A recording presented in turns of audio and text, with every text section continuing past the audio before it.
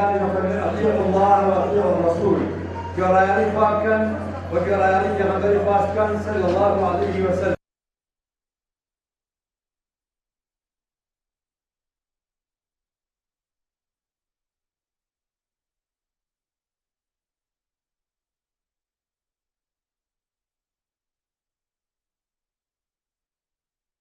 ئەوە بۆ ساڵی چوارهەممانە بەشدارین ئێستا 65 خوێندکارمان هەیە لە هەردوو ڕەگەز. ئەم ئاهەنگەمان بۆ ئەوە کردووە کە خزمەتێکیان پێ بکەین شاهادەکانیان بدەینەوە بۆ ئەوەی بتوانین بۆ ساڵێکی دیزی بەردەوام بین ئەگەر خەڵکێکی تریش ئامادە بێبێت بخوێنێ لە خانەی فەرموودە ئینشاءڵڵا لە خزمەتی ئابین.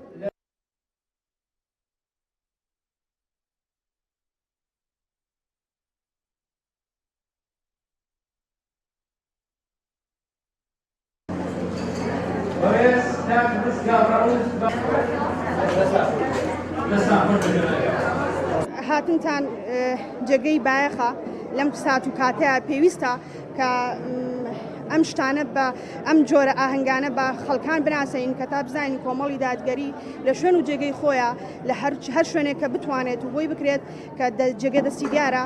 سوپاستانەکەم.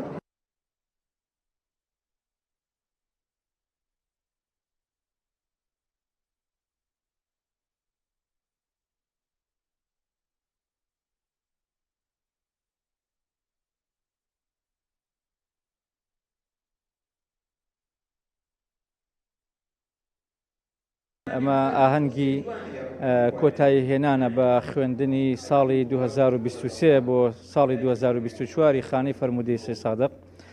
شانی باسە خانەی فەرموودەی سێ سادق 3 ساڵە دامەزراوە و ئێستاتی قۆناغەکانی پێکاتون لە قۆناغی یەکەم، دووهەم، سێهەم بە هەردوو ڕەگەزەکە واتە بە ڕەگەزی خوشکان و بە ڕەگەزی برایانەوە لەم خانەی فەرموودەیە بەردەوامن و بابەت و دەرزەکانی منهەجین و لەسەر منهەجی شەکەن و هەموو مەرحەلەکان کە بە دوای یەکدا دێن پەیوەندیان بە یەکەوە هەیە. بابەتەکانی ئێمە منهەجی و زانستین لێرە دەوترێتەوە.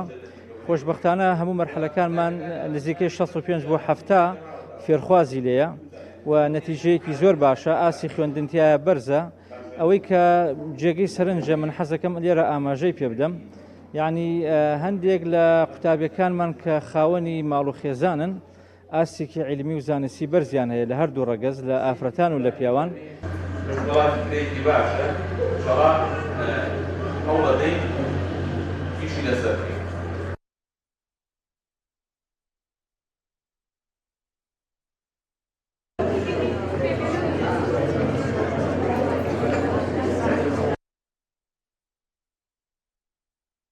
زۆر سپاسی خانەی فەرموودە بەڕێوەبەر و کارگەران و مامۆستانی خانەی فەرموودە یەکەم لە سێ سادق.